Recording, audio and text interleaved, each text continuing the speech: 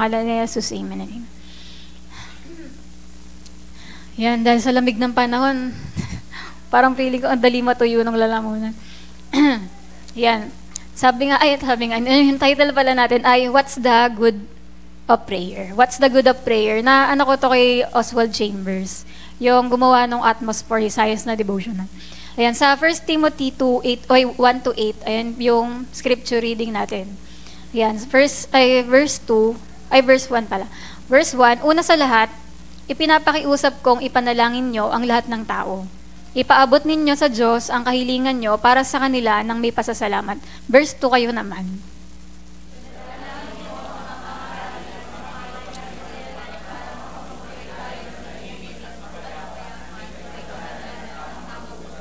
Verse 3, mabuti ito at nakalulugod sa Diyos na ating tagapagligtas. Verse 4,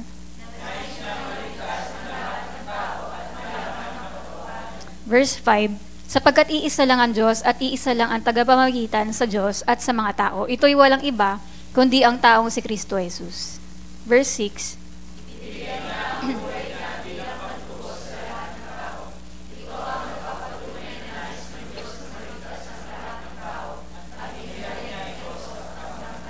Verse 7, at ito ang dahilan ng pagkahirang ko bilang apostol at tagapangaral sa mga hindi Hudyo tungkol sa pananampalataya at katotohanan. Totoo ang sinasabi ko at hindi ako nagsisinungaling. Verse 8, sabay-sabay tayo. Gusto kong sa lahat ng pagtitipon-tipon ay manalangin ang mga lalaki ng may malinis na kalooban, na sa pagtaas nila ng kamay sa pananalangin ay walang galit o pakikipagtalo. Yan. So, yun yung nakita natin dun, parang nagpapapray, di ba? Yan. Tapos, ngayon, ano ba ang tanong ulit, what's the good of prayer? Yan. Una, may tatlo lang tayong pag-aaralan dito, 1, 2, and 3. Yan. Una, what's the good of prayer? Number 1, we need it. Yan. Kailangan natin yung prayer. Sabi nga sa Luke 11 verse 1, minsan ay nananalangin si Jesus sa isang lugar. Pagkatapos niyang manalangin, sinabi sa kanya ng isa sa mga tagasunod niya, Panginoon, turuan po ninyo kaming manalangin, katulad ng ginawa ni Juan sa mga tagasunod niya. Yung sa English, yung Lord teach us to pray, di ba? Ayun nga, di ba, sa una-una, syempre, sino dito, kailangan niya prayer, di ba? Wala? Ay, hindi niyo pala kailangan. Ayan, di ba, kailangan natin yung prayer. Kasi, di ba, dito tayo nakadepende, di ba, sa Panginoon, na tayo, sa sarili natin, hindi natin kaya mabuhay mag-isa, di ba? Kailangan natin ng dependence sa Panginoon. Kaya ngayon, may tatlo yan, yung we need it. Kailangan natin yung prayer. Kasi, bakit? Una, kasi human wits have an end. Yan nga yung mga verses natin. Ibig sabihin, di ba, yung mga gano'n man tayo dumating sa point na napakatalino na natin, dami nating alam, pero darating pa rin sa punto na, di ba, mag-e-end pa rin yung lahat ng mga katalinuhan natin, lahat ng kaalaman natin, pag-unawa natin. Kaya doon pa rin, parang darating pa rin sa time na, Lord, anong gagawin ko? Kailangan ko pa rin ng tulong. Hindi mo pa rin masasabing alam mo lahat.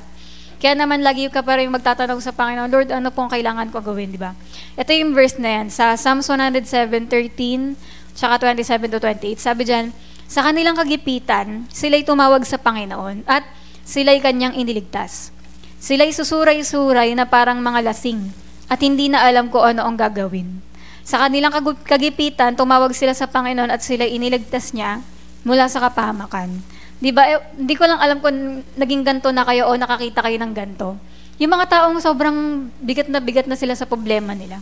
Yung parang hindi na nila alam yung gagawin nila, di ba? Yung sumalampak na sa sahig, di ba? Yung mga kagaya ng mga taong grasa, kaya sila naging gano'n na parang baliw.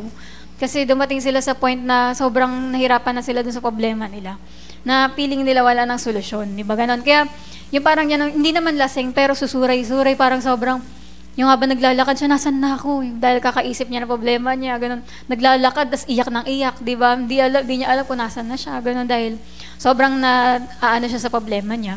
Ganon, may mga ganyan, di ba, ng mga tao, kung nanonood kayo ng mga palabas, di ba, sa TV, ganun yung mga actingan. Kasi totoo naman talaga yun sa real life, na may mga taong dumadaan sa sobrang tindi ng problema nila na hindi na nila alam gagawin. Kaya nga, di ba, tayong mga Kristiyano, buti, hindi tayo ganun na matatakot tayong mabaliw. Dahil, ayan, hindi ka magiging taong grasa, di ba? Dahil nga kaya mo yung mga problema dahil marunong ka mag-pray, di ba? Pero kung hindi nga tayo marunong mag-pray, kaya nga hindi tayo nagtataka sa mundo dahil hindi sila marunong mag-pray, hindi nila kinakaya yung mga problema, di ba? Kaya, ayun, di ba tayo, pagka hindi na natin kaya, sabihin lang natin, Lord, tulungan niyo ako, di ba? Kaya, doon ka na talaga tumatawag sa Panginoon. Sabi nga dito, only when a man plunders beyond any grip of himself and cannot understand things does he really pray. Sabi daw dyan, nagpe-pray lang daw talaga ang isang tao kapag yung out of control na, yung hindi na niya maintindihan yung nangyayari sa buhay niya. Yung parang mapapaano na talaga siya na, yung parang, kumbari, parang nadapa ka na parang dami mo na pamali-mali na yung buhay mo. Parang doon lang daw talaga nagpe-pray yung isang tao ng totoo. Yung kapag sobrang kailangan niya, hindi yung, pag marami kasi yung pera, ang dami mga magandang nangyari sa buhay niya, di ba, hindi masyado nagpe-pray. Pero ang tao daw talaga, nagpe-pray daw talaga siya kapag, yun nga, parang sad-sad na sa mga problema, dami ng mga pinagdadaanan. Nagiging real talaga yung prayer niya, may paiyak-iyak pa. Hindi yung, kagaya nga ng sinasabi ni Bishop na pag maraming pera, Diyos, salamat sa araw na to. Okay na yun. Di ba? Parang ganun lang. Parang pero, nung walang-wala ka antindi ng problema mo, iyak-iyak ka, nandito ka pa sa unahan, di ba? Pero nung ang dami ng pera, pinagpala na nasa dulo na lagi, tas siya pa unang lumalabas pag to God be the glory, di ba? Yung parang ganun na nga, na, yan, kaya kasi nagiging totoo daw talaga yung prayer ng isang tao kapag yun nga, dumadaan sa mga pagsubok. Parang naisip ko yung din si Jonah dito, yung si Jonah na propeta na tumakas sa Panginoon. Di ba nung mga okay lang siya di ba? Nung chill lang siya sa pagre-rebelde niya, di ba, sa Diyos. Pero nung nandun na siya sa point na hinulog na siya sa dagat, nung nakinain na siya, di ba, nung balyena na to, doon sa loob ng nung siyempre matindi na yung hindi na niya alam mangyari sa kanya, di ba? Doon na siya nag-pray, talagang mabuti, di ba? Kaya tingnan niyo, di ba, talagang niluwa siya nung isda. Kasi nga, pag nandoon ka na talaga sa pinaka-point na antindi na ng pinagdadaanan mo, bigla ka talagang magpe-pray na ng totoo. Di ba kaya nga, parang pag naalala nyo, kailan yung mga time talaga na totoo kayo nag-pray, di ba? Yung time na kailangan nyo si Lord, na kasi antindi ng pinagdadaanan nyo, di ba? Kaya sabi nga dito, prayer is not part of the natural life. Sa totoong buhay, pag tumingin ka sa labas, sa mga nangyari dito sa mundo, nakikita mo naman talaga yung mga tao, hindi karaniwan sa buhay nila na mag-pray, di ba? Ngayon, by natural, I mean the ordinary, sensible, healthy, worldly-minded life. For example, yung mga nasa picture, di ba, tuloy-tuloy ang mga busy, ang daming mga ginagawa, ganun. Parang hindi part ng buhay nila yung mag-pray. Lalo na kung ayos na ayos naman nangyari sa buhay nila. Sabi dito, some say that a man will suffer in his life if he does not pray. Prayer is an interruption of personal ambition, and no person who is busy has time to pray. Yan, di ba kapag di ba, ang prayer kasi talaga, yung may mai-interrupt ka talagang gagawin. Yung kunwari, kahit totoo naman, di ba, lahat tayo maraming gagawin. Pero, kung gusto mo talaga mag-pray, meron ka talagang parang, okay, mamaya na to. Meron ka talagang i-interrupt. Mamaya na tong panonood ko, mamaya na tong pagsa-cellphone, mamaya na tong kausap kong ganito. Kasi meron ka talagang i-interrupt sa personal mong ambition para makapag-pray ka, di ba? Kasi sabi nga dyan, no person who is busy has time to pray. Kapag lagi kang busy, posible yan, hindi yan nakakapag-pray talaga, di ba? Kaya sabi dyan, ang totoong nagsasuffer, hindi naman yung tao lang, kundi ang nagsasuffer sa isang tao pag hindi siya nagpe-pray, what will suffer is the life of God in him. Yung di ba, namumuhay ang Diyos sa atin, di ba? Nasa buhay na natin ang Diyos.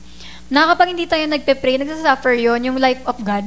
Yung naapektuhan yung pamumuhay ng Diyos na dapat, mas lalo nagsishine ang Diyos sa buhay mo, di ba? Pero, pag hindi nga tayo nagpe-pray, nababago, mas nagiging tayo yung nabubuhay, di ba? Pero pag pray tayo ng pray, mas nakikita yung Diyos sa buhay natin. Sabi, which is nourished but not by food, but by prayer. Kasi, through prayer, dun na mas lalong nakikita ang presensya ng Diyos sa buhay natin. Kaya sabi nga dito, if we look on prayer as a means of developing ourselves, there is nothing in it at all. And we do not find the idea in the Bible. Minsan, may mga nagsasabi, ay magpe-pray ako para ma-develop yung sarili ko, para maging ganito ako, ganyan. Pero ang totoo daw, hindi daw ganun talaga yung idea ng Bible about prayer. Na hindi siya parang mapakinabang patungkol sa sarili na ma-develop ka, parang ganun. Kundi sabi dito, prayer nourishes the life of God. Our Lord nourished the life of God in Him by prayer. Na dahil si Jesus, di ba, pray siya ng pray, mas lalong yung nakikita yung Diyos sa buhay niya, yung nakikita natin yung life of God. He was continually in contact with His Father. Na sa pamumuhay ni Jesus, lagi siyang lagi nakikita yung Diyos, di ba, sa kanya, na kung parang yung pagiging isa talaga nila. we generally look upon prayer as a means of getting things for ourselves. Kasi minsan iniisip natin, magpe-pray ako para makuha ko yung hiling ko, para magkaroon akong ganito, o maging ganyan ako, ganyan.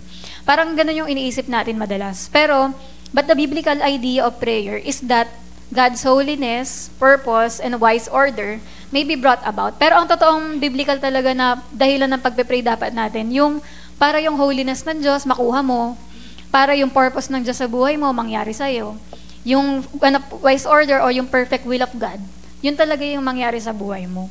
Pero hindi siya yung para magkaroon po ako ng ganito, para maganyan-ganyan. Kundi yung makita, ma-impart sa'yo yung buhay ng Diyos. Sabi, our ordinary views of prayer are not found in the New Testament. Diba? Kaya hindi talaga siya parang pang-self, kundi pagkuha talaga ng mga bagay patungkol sa Diyos. Kaya sabi dito, si Jesus daw, iba siya mag-pray. Hindi niya iniisip na pag nag-pray ako, makukuha ko gusto ko. Ganito si Jesus mag-pray. Prayer to Him is not a way to get things from God, but so that we may get to know God. Ang reason bakit nagpe-pray si Jesus doon, kasi para mas makilala ang Diyos Ama, di ba? Kaya yun yung sinasabi na dapat mag-pray tayo kagaya ni Jesus na pag nag-pray tayo, pag napunta kang prayer marathon, ay kasi meron akong matinding kailangan ipag-pray. Kundi isa rin sa reason mo kasi gusto ko maging close kay Lord. Kaya ka naglalaanan ng time na mag-pray, di ba? Kaya nga, di ba ang sabi nga doon, di ba? Delight yourself in the Lord and He will give you the desires of your heart. Na habang nagde-delight ka sa presensya ng Panginoon, kahit hindi ka humihingi, binibigay na niya yung mga kailangan mo. Kaya yun naiisip, yun kasi yung hindi naiisip ng iba na dapat inuuna nating talaga yung parang hanapin yung Diyos, di ba? Kaysa dun sa mga kaya niyang ibigay sa atin. Kaya yun dapat yun yung hindi natin mawawala sa atin na reason na bakit tayo nagpe-pray ay para maging close talaga sa Panginoon. Nasabi rin dito, prayer is not to be used as the privilege of a spoiled child, seeking ideal conditions to indulge his spiritual propensities. Hindi daw yung prayer na parang spoiled ka na, Mami, bigay mo to, gusto ko niyan, gusto ko to, bilhin natin to. Hindi yung ganon. Na parang pag nag-pray ka, Lord, pengin kotse, pengin ganito, pengin pagkain, pengin cellphone, pengin ganyan. Parang, Lord, ibigay mo to, Ganon. Parang hindi ganon yung prayer. Kundi, ayan nga, the purpose of prayer is to reveal the presence of God. Di ba, napakasarap nun. Tuwing nagpe-pray tayo na grabe, damad-dama ko na naman presence ni Lord. Basta may mga ganun talagang time na ang saya-saya. Kasi habang nagpe-pray ka, parang gusto mo mag-extend, ayaw mo na matapos sana yung prayer meeting. Parang may isip mo, ang bilis naman ng pray, ganun. Yung parang may masarap na moment na habang nagpe-pray, kapag dumating na yung presence ni Lord, ayaw mo munang matapos, di ba? May ganun. At, ayan nga, and equally present at all times in every condition. Ang pinakamasaya sa prayer, yung dama mo kasama ko si Lord ngayong araw. Nung nag-devotion ka ng umaga, yung nadama mo yung presence niya na alam mo, kakasamahin ka niya buong araw, kaya panatag ka ang saya mo na agad, di ba? Kaya yun, di ba, we need prayer. Pangalawa, ayan, human wills have an end. Di ba kayo, di ba, tayong lahat, marami tayong mga gustong gawin, may mga gusto tayo, may mga desisyon tayo, mga pagpapasya, ganito gagawin ko, ganyan. Pero lahat yun, may ending pa rin, di ba, na yung parang hindi mo na alam kung anong susunod na, may time na dumarating na hindi mo alam, anong gagawin ko? Ano na nga bang gusto kong gawin sa buhay ko? Nangyayari din ba sa inyo yun? Yung parang, ano na nga gagawin ko sa buhay ko ngayon? Oo nga, graduate ka, anong gagawin ko sa buhay ko? O, tapos na ako sa ganito, anong gagawin ko? Parang ganun tayo, di ba? Minsan na dumarating pa rin sa time na hindi mo alam, ano na ba gagawin mo? Sabi nga dyan sa Romans 8:26, tinutulungan tayo ng banal na spirito sa kahinaan natin. Hindi natin alam kung ano ang dapat nating ipanalangin, kaya ang Espiritu na rin ang namamagitan sa Diyos para sa atin, sa pamamagitan ng mga daing na hindi natin kayang sabihin. Kagaya nga, di ba, ng mga pag-pray natin in tongues, yung alam na alam mo sa sarili mo, ang dami mo dapat ipag-pray ngayon. Pero hindi mo siya maput sa words, mag-aasa ka sa Holy Spirit, di ba? Na Lord, tulungan niyo ako mag-pray. Tulungan niyo po ako na malaman ko ano dapat ko ipag-pray ngayon. Di ba? Kaya yun, yung iaasa mo sa Holy Spirit dahil siya, kilala ka niya, alam niya yung kailangan mo ngayon. Kaya kailangan mo talaga ng prayer dahil pag hindi, di ba, hindi mo alam direction mo. Tapos pangatlo, human wisdom has an end. Yan. Ang wisdom din ng tao, di ba, kahit sabihin natin na advisor ka, counselor ka, ganyan-ganyan, kadami mong alam sa psychology. Pero darating pa rin yung time magsisis, di ba, mag-e-end din yung mga kaalaman natin. Gaya nga sa James 1:5, kung mayroon mang nagkukulang sa inyo sa karunungan, humingi siya sa Diyos at ibibigay ito sa Kanya nang walang pagmamaramot at panunumbat. Kaya 'di ba na pag dumarating sa time na nagkukulang na tayo sa wisdom, kailangan talaga natin mag-pray, Lord. Sobrang magkamukha tong pipiliin ko.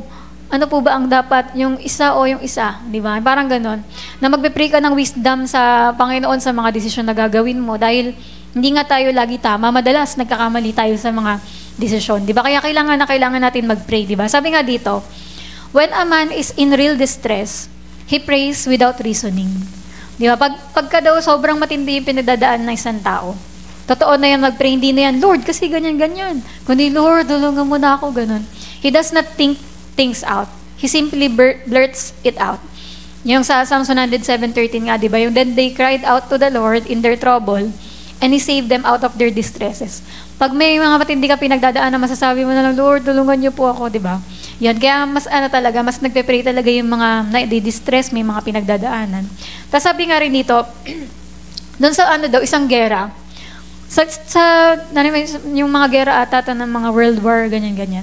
Sabi nung panahon daw ng World War, marami daw nag-pray for the first time. Yung first time lang talaga dahil grabe na yung mga nangyayari, di ba? Pwede na silang mamatay, di ba? Sa time na yun. Kaya for the first time daw, ang dami nag-pray. Tapos alam nyo, nung nag-pray sila na yun, ayan, kinatagpo sila ng Panginoon, niligtas talaga sila ni Lord. Sabi nga dyan, as long as we are self-sufficient and complacent, we don't need to ask God for anything. We don't want Him. Kaya di ba, mangganda daw parang self-sufficient tayo. Yung parang feeling natin, kaya naman natin sarili natin, punong-puno naman tayo ng ganyan. Kagaya nga nung sinasabi nga rin ni Bishop nga nun dati na, pagka yung mga, isipin mo yung mga mayayaman, bihira lang mag-pray, di ba? Kasi nga, para sa akin, ano ba kailangan ko? Ano ipagpe-pray ko? Ang dami ko namang dyan. Lahat ng kailangan ko nasa akin na. Parang ganun. Kaya, hanggat sa sarili mo, self-sufficient ka, di ba? Hindi ka daw magpe-pray talaga sa Panginoon. Yan. Pero sabi dito, it is only when we know we are powerless that we are prepared to listen to Jesus Christ and to do what He says. Pero pag nandoon ka na sa point na talagang, plakda ka sa problema mo, diyan ka na, kaya nga di ba minsan nga, di ba yung sabi sa kanta na sometimes we have to be knocked down to make us look upward. Kasi minsan kailangan kang sampalin, di ba? Para i-knock down ka talaga, para makinig ka lang, ganun. Kasi yun, minsan hindi tayo nakikinig pag okay na okay yung nangyayari sa buhay natin. Pero yun nga, na dinadaan tayo sa mga ganung problema para makinig ka, di ba? Doon ka na magpe-pray talaga ng totoo. Yan, tas kaya, yun nga, di ba, i-sum up natin yung tatlong yun. Yan, di ba, yung human wits have an end.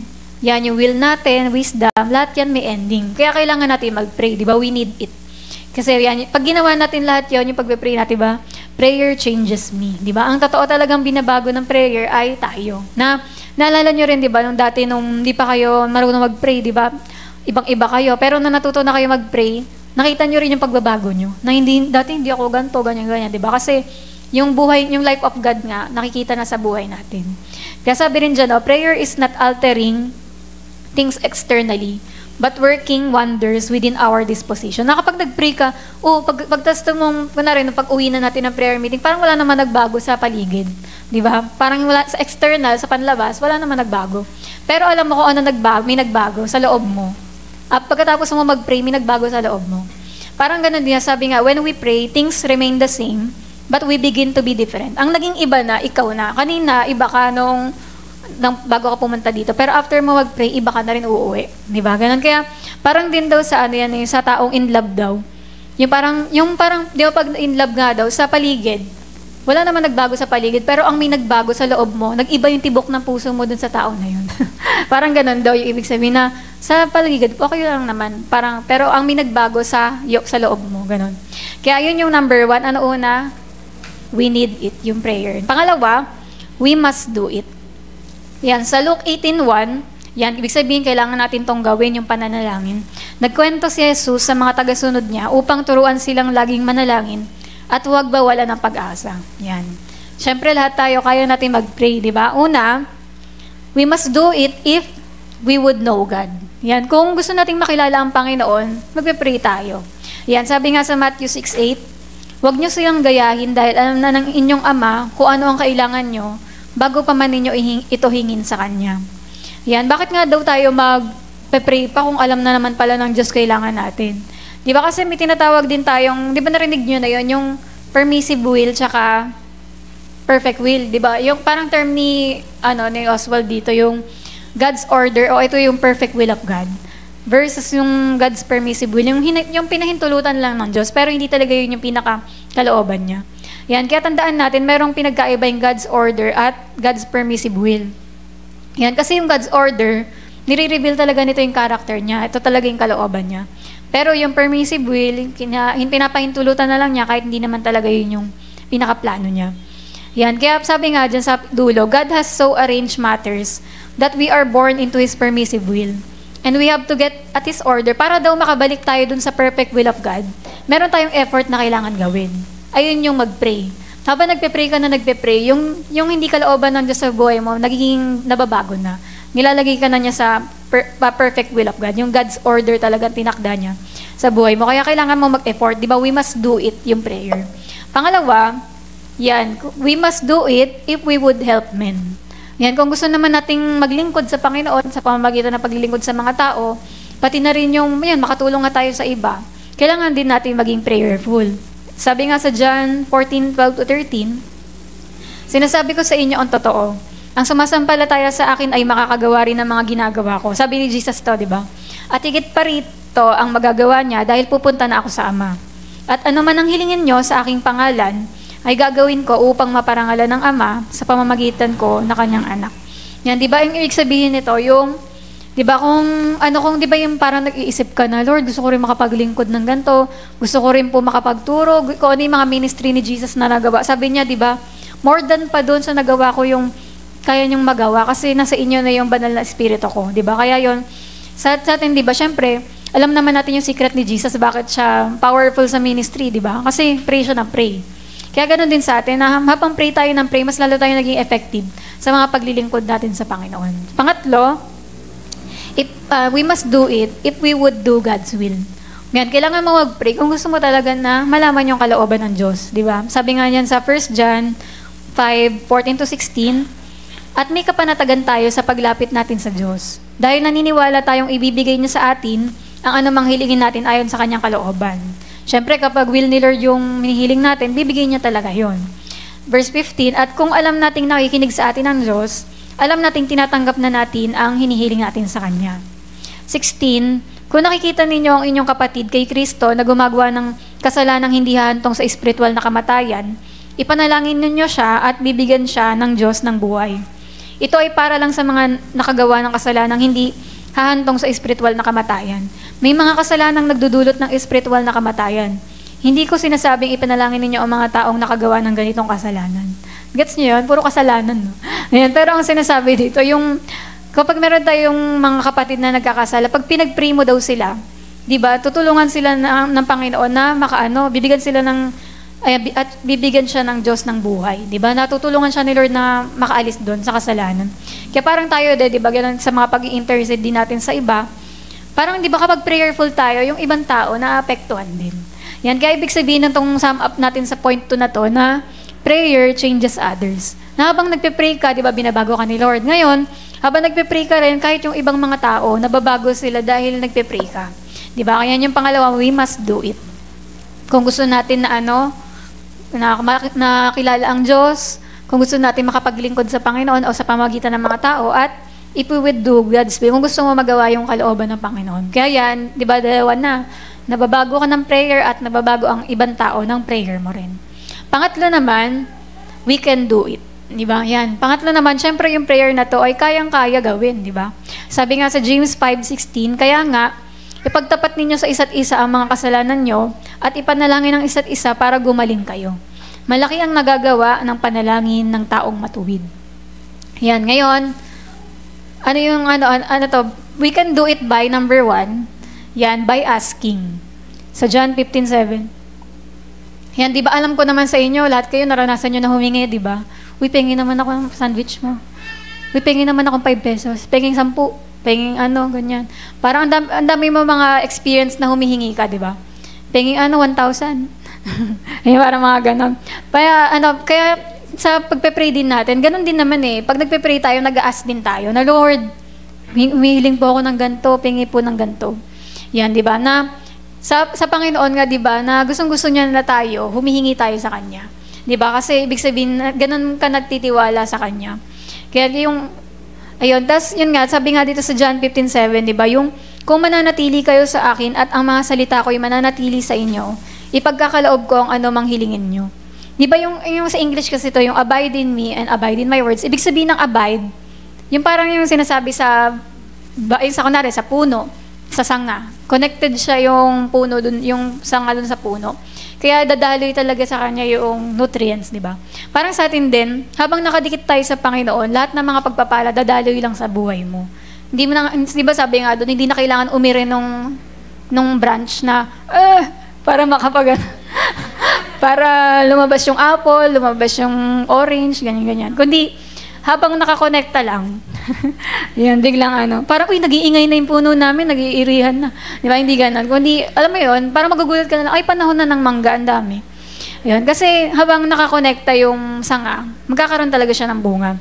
Kaya alam niyo yun, di ba, nakaranas din kayo na meron yung close nyo yung taong ang lakas man libre. Di ba, syempre, kung close mo to, araw-araw, hindi mo na pinaproblema, baon mo, ganun. Kasi lakas man libre ng pinaka-close mo. Kaya ang nangyayari, di ba, talagang, alam mo yun, suportado ka sa mga Xerox, sa mga babayaran sa school, ako na sa'yo. Di ba, ang saya ng ganun. Kasi close kayo di ba? Kaya, ganun din sa atin. Dahil close tayo sa Panginoon, napakadali nating mapagpala, maulanan. Di ba, ng mga pagpapala? Buti ka kasi friend mo si ganito daming pera lagi niyan Ganyan. Di ba? Kaya yun, ganun din sa atin, di ba? Habang mananatili tayo sa Panginoon, ang dali, masagot ng mga kailangan natin. Ang dali mag-request. Tapos pangalawa, by seeking. Ganun din yung verse dyan, sa John 15:7. Pero alam ko, naranasan nyo na rin may nawala sa inyo, yung naghahanap kayo. Asan na yun? Gold yun As pag alis nga kayo dyan, hanapin ko yun. Di ba? Yung parang gold na hikaw, ganun kaliit. Di ba? Hinahanap mo, magsialis kayo, magwalis tayo. Di ba? Parang alam mo yung effort ng, yung pag naghahanap ka, may hinahanap ka talaga. O naranasan nyo na rin mag-stalk. Sa palagay ko, lahat tayo nagawa yan. Kunwari may favorite kang artista.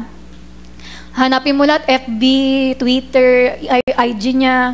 Gagawa ka kahit ng mga dummy account, malaman mo lang yung mga sikreto, kailangan pala, ganyan-ganyan, i-add mo siya, ganyan-ganyan. Tapos yung feeling mo, hindi ka naman niya kilala. Pero ikaw, alam mo boyfriend niya, nangyayari sa kung may away ba sila ngayon, kilala mo rin yung mga kapatid niya, kilala mo rin to, kamag-anak ni ganito to. Yung parang alam mo yun, favorite color niya, lahat-lahat. Tapos di ba may mga kabataan pa nga na nagsasabi, asawa ko yan si Coco Martin, ganyan-ganyan. Kasi yung parang sinasabi nila na super close ako sa na to, pero totoo, hindi kanya kilala. Pero kasi dahil lagi mo siyang ini-stalk, lahat na nangyari sa buhay niya, kamusta na kaya si ganyan? Parang ganon, alam na alam mo. Kaya parang nararamdaman mong close kayo kasi yun yung lagi mong sinisik, yung tao na yun, di ba? Yung tao na to, hanapin mo lagi, nandito siya sa ganito, ano ginagawa niya, magkaaway sila na ganito, ganyan, nag-date sila sa ganito, parang ganon. Kaya ganong feeling, di ba? Kaya sa atin din, dapat ganon din tayo mag-seek sa Panginoon na yung parang sa araw na to, Lord, parang di ko nadama presensya. Yung parang di ka mapakali na gusto mong hanapin yung presensya ng Panginoon na pag nag-pray ka, Lord, gusto ko itang madama. Pag nagbasa ka ng Bible, gusto ko itang madama, Lord, gano'n. Yung parang pag nagpunta ka ng church, syempre, yun yung hinahanap mo na, Lord, gusto ko itang madama. So dapat ganon tayo nagsisik na ano kayang message ni Lord sa akin ngayon, di ba? Yung ganon, kung marunong ka mag-stalk, kaya mo rin isik ang Panginoon.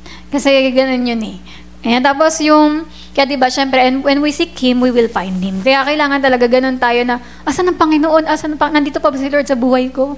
Diba, iniwan ko ng Panginoon. Yung aware ka lagi sa presence niya.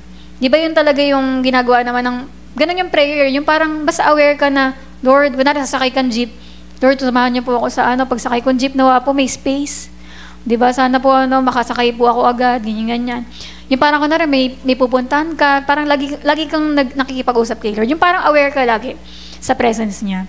Tapos number 3, yan, yung by knocking. Diba? Sa Matthew 7:7, iba naman kasi yung knocking, parang feeling mo nang gagambala kay, diba? Yung parang hindi ka titigil hanggat di yun nabubuksan.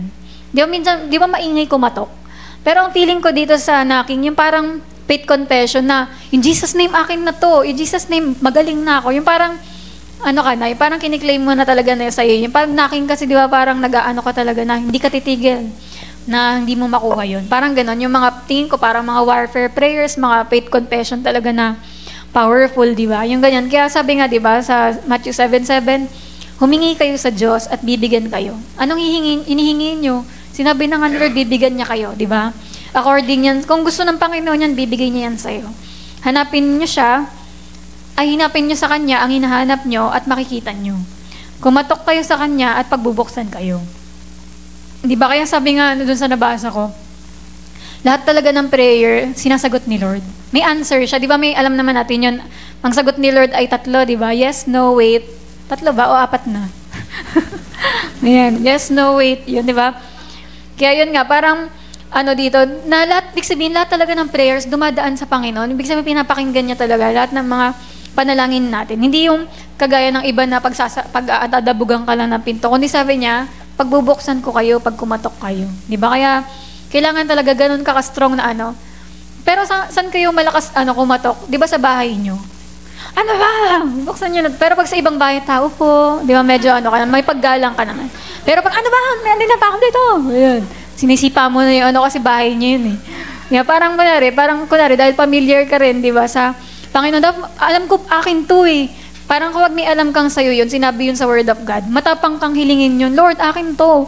Di ba? Parang sabi mo, amin yung healing, di ba? Kaya hindi ako titigil na ganito lang ako na may sakit, kailangan gumaling na ako. Yung ganun dapat yung tipo na, parang hindi ka titigil hanggat hindi mo yun hindi ka pagbuksan. Tapos yun nga, sabi dito, there is only one kind of person. Sabi niya ni Oswald Chambers.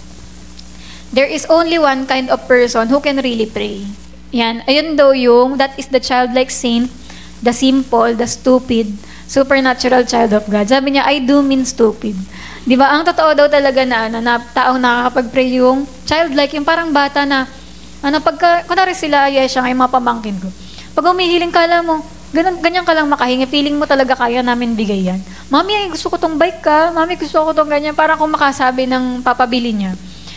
Parang tiwala siya na, parang kaya namin ibigay, ganun. Parang ganun din sa atin, kung pagbata tayo humingi sa Panginoon, yung hindi ka nalalakyan na, Lord, kaya mo ba to? Kundi talagang naniniwala ka, Lord, kaya mo to. Di ba ganun kakatiwala sa Kanya? At yung ibig sabihin, yung simple, di ba simple lang yung panalangin mo? Di ba yung mga bata nga ang simple mag-pray? Tingin ganito. Wala na sinabi na, ganda mo ngayon na, gusto mo ba ng ganyan? Gusto mo hilutin mo na kita? Tapos nakakahihinga. Hindi ganun. Kundi simple lang. Di ba? Wala silang gagawin kundi pengin ng ganito. Di ba? Ganun kasimple. Ganun din sa Panginoon. Hindi yung babulahin mo pa si Lord kunwari para sabihin, Lord, ang totoo niyan, ganyan. Hindi naman ganun, di ba? Kundi yan, talagang direktahan, talaga kailangan mo. Yung stupid naman dito, aminado ka sa sarili mo na pag walang direksyon ng Panginoon, mapapamali yung buhay ko. Di ba? Kaya yung parang alam ko, Lord, mas wise yung kaparaanan mo, di ba? Tsaka yung kaalaman mo sa buhay ko. Di ba? Kaya nagtitiwala pa rin ako sa plano mo. Yan, tsaka supernatural child of God. Siyempre, tayong mga anak ng Diyos.